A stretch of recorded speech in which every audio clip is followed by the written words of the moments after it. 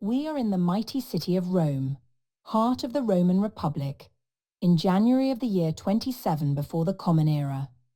It has now been 17 years since Gaius Julius Caesar was assassinated by a group of senators in retribution for his attempt at seizing ultimate power over the Republic. If these senators are to be believed, his takeover would have ended up destroying the Republic, replacing it with a tyranny. This dramatic gesture unleashed a civil war opposing those wishing to avenge the common people's beloved Caesar, to the forces amassed by the senators who had plotted his assassination.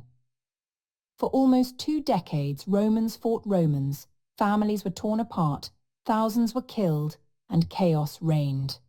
4 years ago, in 31 BCE, the forces led by Octavian, Caesar's adoptive son, struck the final blow against their foes at the Battle of Actium. Ever since, Octavian has been gaining in political influence over the Senate. Your name is Callistus Marcus Stolo. You are a senator, one of hundreds. You come from an obscure patrician family of Levantine origins whose wealth derives from a grain shipping enterprise. You are not politically influential. Your position and that of your family is fragile. A message you received yesterday requests your presence in the Curia today for an important event. Rumor is that Octavian might be elevated to an even higher position of power.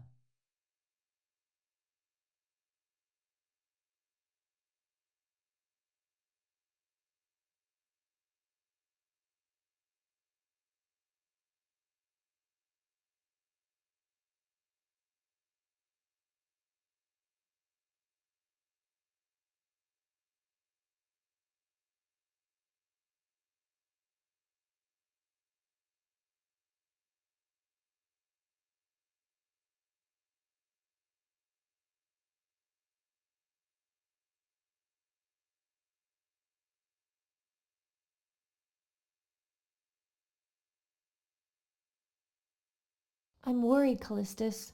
Today could be the end of us. What if you say the wrong thing? We could all end up on the streets or worse. Don't worry, Hyacintha. Don't tell me not to worry. Think of our sons. What of their prospects and our daughters? Who will want to marry them if you mess up?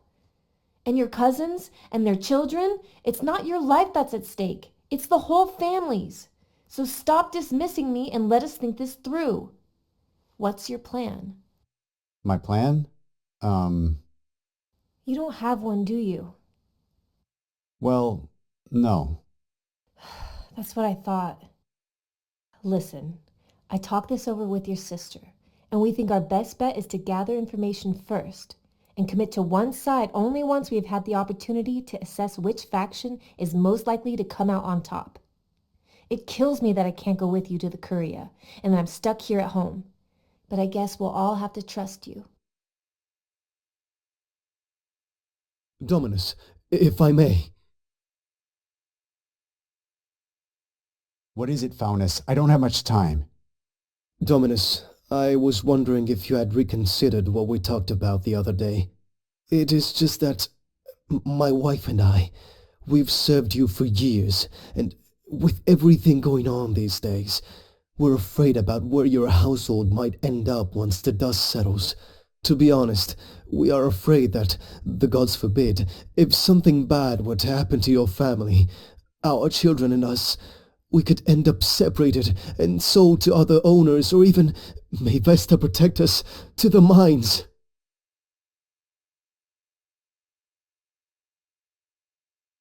I understand your concern. What do you want from me? With all due respect, Dominus, I would like you to reconsider letting us buy our freedoms.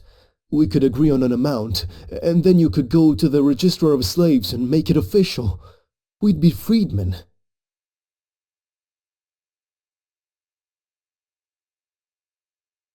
I'll consider it. You and your family have been faithful and hardworking. Now I must go.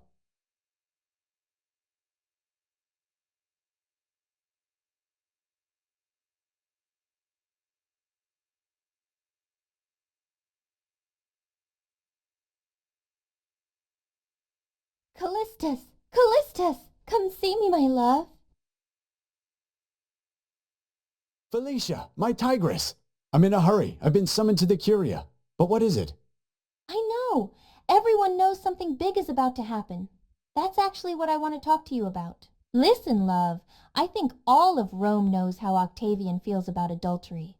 I mean, the man had his own daughter exiled because he was so ashamed of her behavior. Surely a man like that getting even more power can't be any good for girls like me, can it?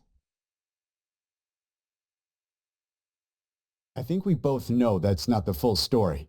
But quick now, where are you going with this? Relax, Dominus. Rome isn't on fire. It's just that, you know how we whores are technically infames under Roman law? Yes, get to the point. The law says, since we're not chaste and proper, we deserve near no rights. I mean, how fair is it that the mighty Roman law doesn't protect us? You know my job comes with many dangers, and yet I can't give evidence in court. I can be beaten or raped by just about anyone without consequences. I can't even marry you to raise my infame status. Not that you ever offered. Marry you? Felicia, I think you're confusing pleasure with business. I have a wife. A good, proper Roman matron who gives me legitimate heirs. That's my business. You're just good fun. I owe you nothing. I thought you were different from all those other patrician pricks. Never mind, I need nothing from you. I'm glad we understand each other.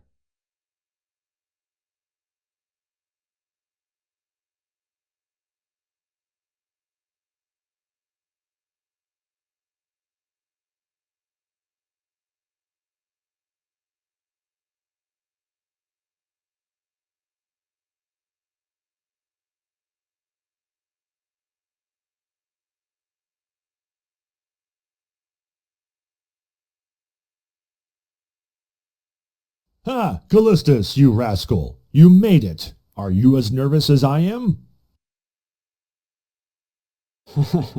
Nervous? Who's nervous? Speak for yourself. I'm a proper Roman patrician. My feelings are under control, thank you very much. Oh, really? You're not even a little afraid of ending up like good old Cicero and the others?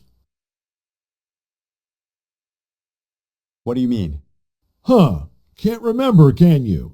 If I were you, I'd take the time to walk around the forum a bit. You know, ask questions. Refresh your memory about the important stuff that happened here. Who knows? Might help you make a decision. Anyway, the Curia meeting won't start yet.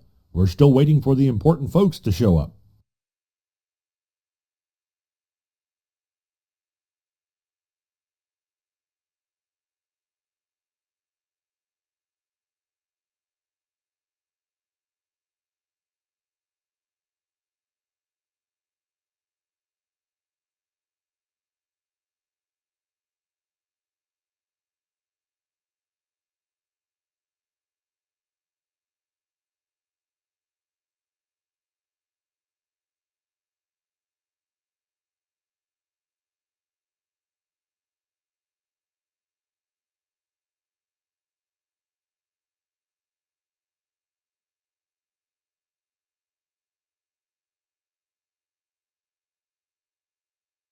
Admiring your work? And you are? Callistus Marcus Stolo, at your service. If you say so. Isn't it great? You know, I'm the one who ordered it rebuilt 15 years ago.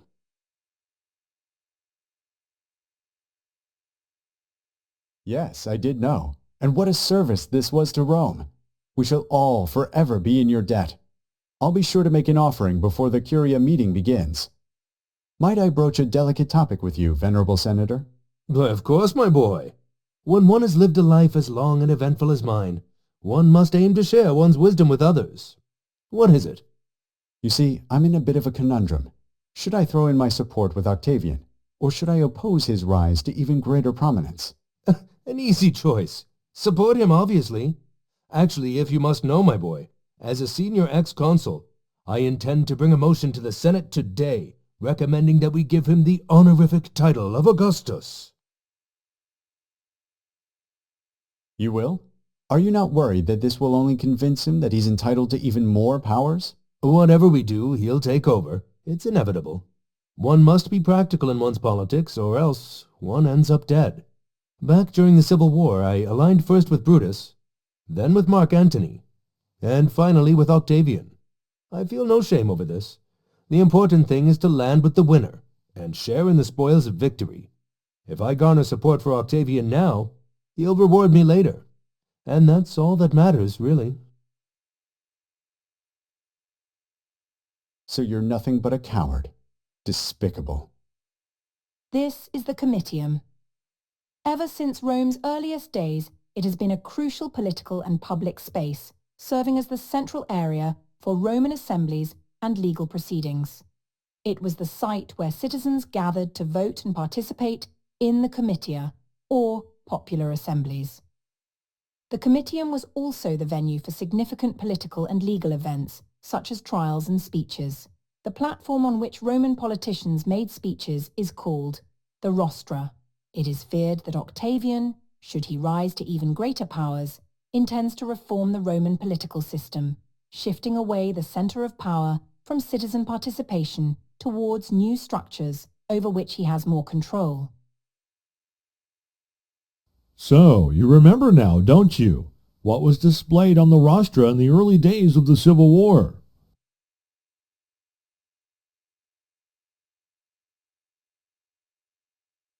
By order of the triumvirs, Mark Antony, Lepidus, and Octavian, the treacherous Marcus Tullius Cicero was declared an enemy of the state, was intercepted as he cowardly attempted to flee, and was rightfully executed.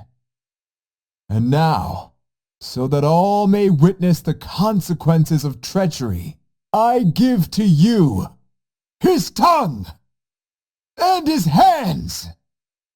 These are the very tools he used to spread lies about our beloved leaders and sow division among the good people of Rome. Let his name forever be cursed.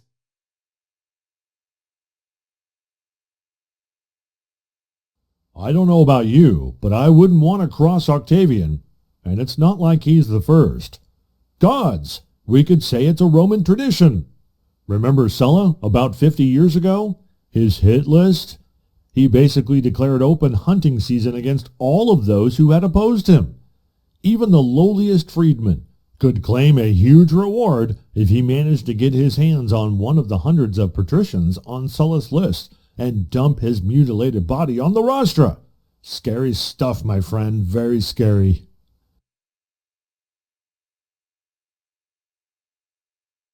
Why not? Let him have all the powers. He's done us good. Octavian has proven himself in many battles, and he shares the lands and rewards with his men. I hope they won't let him retire.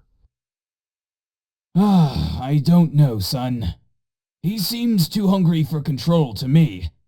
What if, once the Senate has made him almighty and powerful, he starts wanting to have a say in each and every military decision? There would be nothing anyone could do to stop him.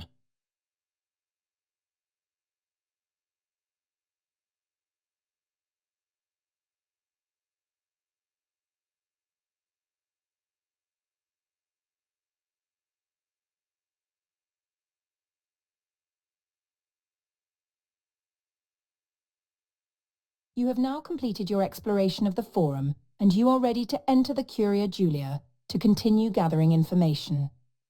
Chance to talk to people. It'll begin soon. Ooh, lots of important folks here. But it also looks like a lot of senators are not in Rome at the moment and couldn't come today. Have you decided whose side you're on?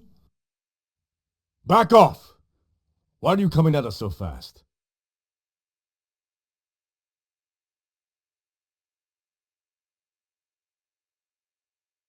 Apologies, we are clarissimus. I intend no harm. May I ask what unnerves you so? What are you? Some sort of idiot? Can't you remember Caesar getting stabbed in the Curia? I'm protecting my friend Octavian. That's all.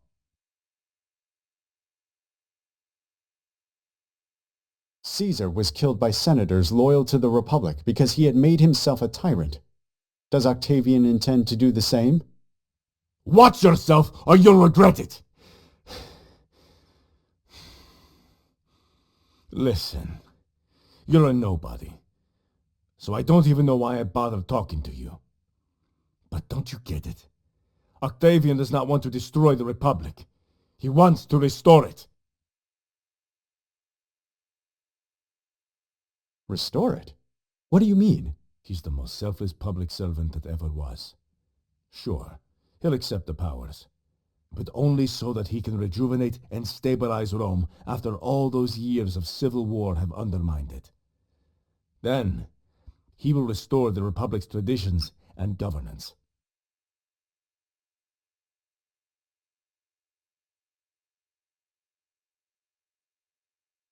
Sounds like you're buying into your own faction's propaganda. Spare me the bullshit. Now that's enough! You're lucky we're in the Curia, but if I were you, I'd watch my back from now on. Get out of my sight!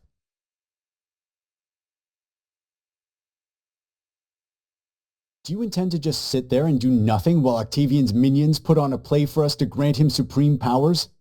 There's nothing to be done. He won. The Republic is dead, my friend. Dead? No, Senator. Democracy is alive and thriving. Democracy. What do you think you are? Athens? Centuries ago? Rome never had a democracy. Look around you, man. Do you think we, patricians, privileged as we are, represent the interests of all the people of the Republic? Do plebeians or slaves or women get a say in anything? Don't be silly. I beg to disagree. Do we not still have consuls leading the Senate? Praetors and quaestors executing our decisions? Praetors and quaestors executing our decisions? Tribunes representing plebeian interests? These are all Republican office holders, unless I'm mistaken. How naive of you. It's all a sham, and with Octavian almost guaranteed to be granted even more powers today, it will only get worse. He'll empty those offices of any meaning or power, only keeping a pretense of a republic so as to avoid meeting the same fate as Caesar. But don't be fooled. He and his cronies will be making all the important decisions. Senators, calm down. I've heard enough. I know which way to vote.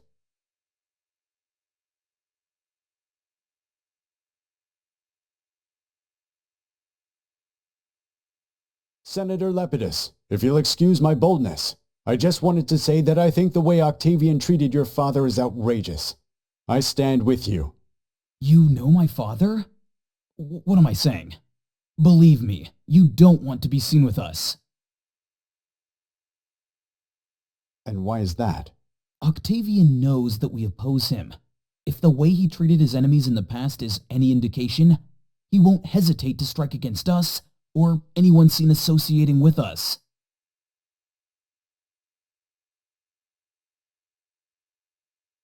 Then he proves that he is no more than a tyrant. Good man, he is a tyrant. He wants to use the illusion of a still-functioning Senate to make his grand personal ambitions seem more acceptable. The way he humiliated my father, a former triumvir, by the gods, shows how little respect he has for the Republic and its representatives. But we're no fools. We want no king.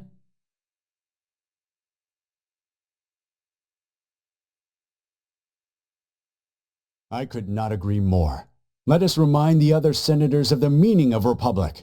Res publica, government for the people. Indeed. Let's remind them of the meaning of SPQR, of why the founding fathers of Rome thought it was important that those 4 letters appear on our temples, our monuments, and our banners on the front lines. Senatus populusque Romanos. Let Octavian show some respect. Yes, my friend, you are a proper defender of the Republic. I'll call upon you when the time comes to act. Now, I must discuss strategies with our allies. Excuse me, Senator. May I have a word? You skipped the line. Aren't you one of my wine suppliers? Leviscus Rollo, isn't it? It's Callistus Marcus Stolo, and my family's business is to supply grain, not wine, to Rome and its vicinity. Susceptible, are we? Not a great quality and one of so little political importance.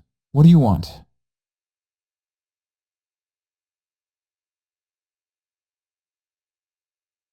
Tell me, one businessman to another, does one stand to profit by throwing in one's support with Octavian today? What's good for business? You're not the first to wonder, and you won't be the last. Well, for starters, safety and stability are businessmen's friends. Who wants their goods on the roads when opposing armies might seize them around every corner? Remember the Civil War? Such chaos. Very bad for business. See how things have stabilized since Octavian's victory at Actium? I want more of that, and so should you. But the Republic? Forget about the Republic. It's dead anyway. You can't save it. Focus on protecting your assets, your business, your family. You're their paterfamilias. Their fate is in your hands. Be smart. Side with the powerful. All you can do is ensure yourself a bright future if you side with Octavian. Or doom yourself and those you love with a bad move. An easy choice, really. I don't sell out my principles so cheaply. Goodbye. You have now completed your investigation. The Senate meeting will start. Heated debates take place between senators. Once things finally quiet down, Octavian stands up and steps forward. Honorable Senators, the Republic stands once again at peace. After years of turmoil, civil war, and strife, our beloved Rome has been restored to order, prosperity, and strength. I have done all that was asked of me by the people and by you, and in fulfilling those duties, I have held powers that no man should wield for too long. These powers were granted to me not for personal ambition, but for the salvation of the Republic and the protection of our people. Now, the threats that once plagued us are gone. Our enemies have been vanquished. The provinces are secure, and Rome is unified. It is not my wish to hold on to such authority any longer than necessary. I came not to rule, but to serve. Therefore, in the spirit of our ancestors, and for the future of this republic, I offer to return all authority and powers entrusted to me back to this Senate and to the Roman people. Let Rome once again be governed by its laws, by its honored traditions, and by the wisdom of this body. I have no desire to be seen as a king or tyrant. My duty has been fulfilled, and the Republic can now return to the path of liberty and greatness. Yet, if it is your will that I should continue to serve in some capacity, I shall do so, not for my own sake, but for the sake of Rome and her eternal glory. If there remains any task or burden which I must carry for the good of the state, I shall not turn away. My life, as it has always been, is dedicated to the people and the Senate of Rome. Imperator Gaius Julius Caesar Octavianus, your offer to return authority reveals your noble dedication to Rome. Yet, in this fragile peace, we cannot afford to lose your guidance. Therefore, we, the Senate, ask you to remain, not as a ruler who commands, but as Rome's protector and steward. To mark this, let us bestow upon you the name Augustus, a title of reverence fitting for the first among equals. Accept this role, not as a burden, but as a trust from the Senate and the people, for the sake of Rome and her future. If that is indeed your wish, then, in my authority as consul, I call for the vote.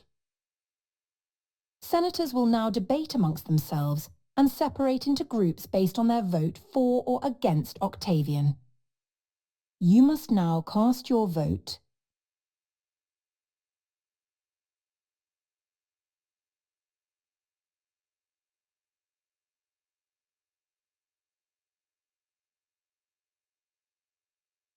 Unlike you, the vast majority of senators voted in favor of Octavian being granted greater powers.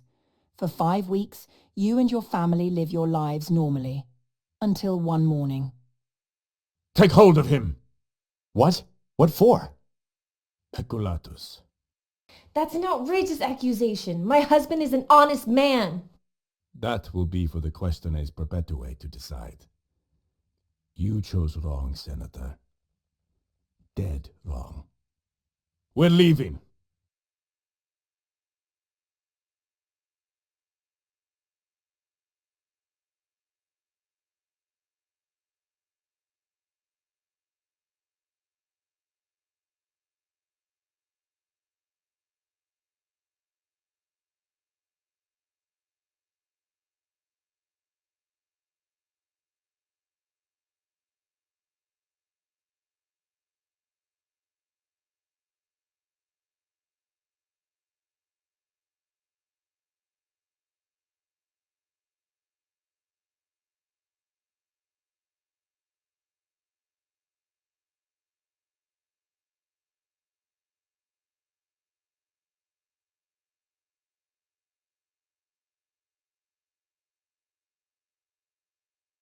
Citizens of Rome, we stand today not in sorrow, but in reverence, to honor the life of a man whose deeds transcended mortality. Augustus, my father, brought peace to a Rome torn by war and division. Through his wisdom and tireless labor, he safeguarded our laws and gave new life to the virtues that have long defined our people. In war, he was the shield of Rome, expanding her boundaries and defending her from every threat. In peace, he was a father to the Roman people, providing not only the necessities of life, but the hope of a future filled with prosperity and stability. Under his guidance, we experienced the blessings of the Pax Romana, an era of peace unknown to our ancestors. But Augustus was more than a ruler. He was a man chosen by the gods. From his earliest victories to his final moments, the divine favor shone upon him, guiding his hand and ensuring Rome's greatness. And now, as we prepare to honor him, not only as the founder of this new era, but as one among the gods themselves, we affirm what the heavens have long known. Augustus has ascended beyond the realm of men. Let us build temples to his name, as his memory lives in the heart of Rome. As Divus Augustus, his spirit will watch over us, protect our empire, and ensure the lasting peace that he himself established. In the name of the Senate, the people of Rome, and all the gods, we honor Augustus, now and forever divine. Hail Augustus, father of Rome, and now a god among gods.